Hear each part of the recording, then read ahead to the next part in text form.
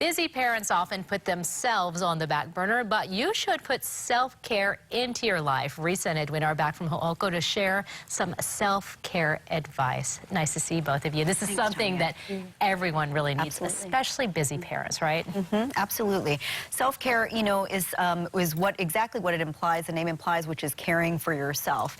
And the idea is to really stimulate the development in different areas of your life: emotional, mental, psychological, spiritual, physical well-being. Self-care is a topic that was practiced a long time ago, but kind of got pushed away on the wayside for many years. And oftentimes, as parents, we back burner ourselves simply because we say there's no time or there are other priorities we have to engage in taking care of our children. There's a guilt around, doing kind of self-care for ourselves. But it's so important because you can't pour from an empty cup.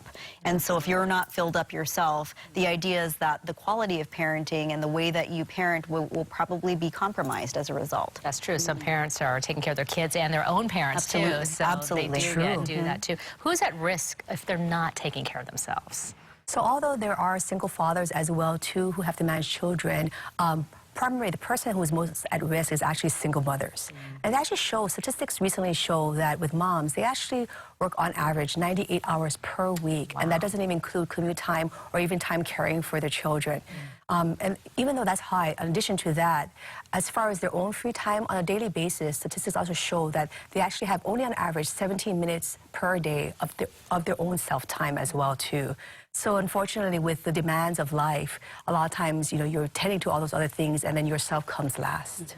That's true. And people maybe don't think they have time to go get a massage or something. Are there some other things they can do to integrate self-care into the life? Absolutely, yeah. And, the idea, some folks shy away from the idea thinking that you have to spend a lot of money on self-care, but there's a lot of things that you can do that don't cost money, and that can include just putting on your favorite types of music while you're driving, while you're taking a shower, maybe even carving out some time for a bath, or sitting with friends, having a cup of coffee, going for a walk, having a very short nap, something like that. That doesn't cost money.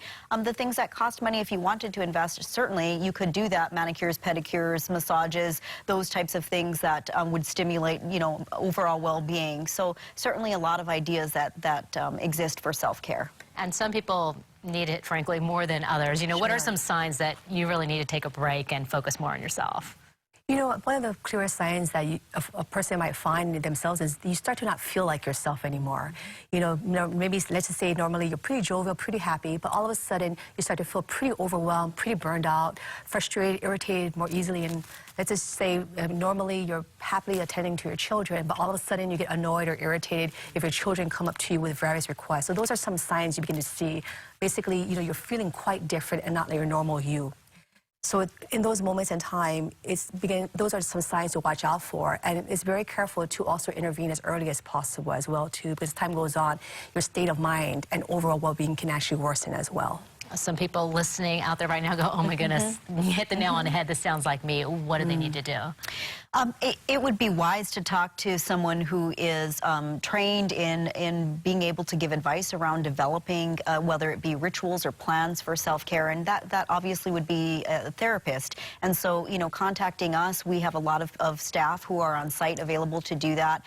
They can call our office, 375-7712, or go on our website, www.hookollc.com. Well, we always love having you on and getting your expert opinion. This is something so many people deal with. Risa and Edwin, thank you for coming in. Thanks, Tanya. Thank you.